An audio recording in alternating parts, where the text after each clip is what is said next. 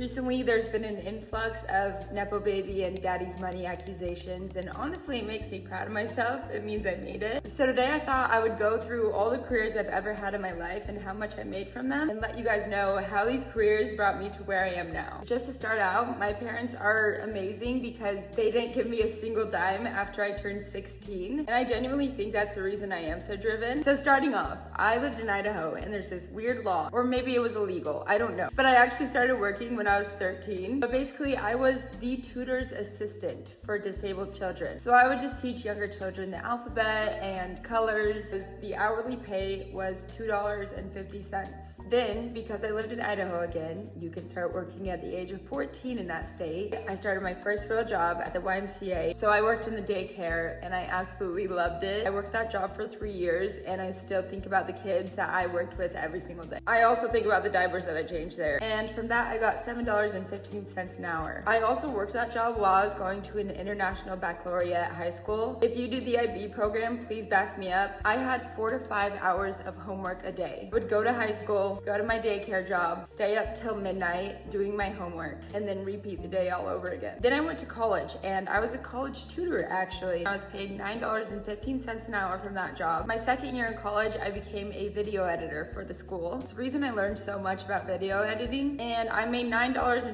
an hour from that. And then during college, I worked every side gig you can imagine. I would nanny. That was $15 an hour, which was like insane for me. Then I was also a model, believe it or not. I got paid $50 an hour from that, which I thought was mind-blowing. Now I know I was definitely exploited, but it's whatever. This is where everything in my career changed, and I kind of figured out what I wanted to do. I saved up every single penny I had, and I bought my first camera. I think it was a T3i. I also lived in Hawaii, and I love.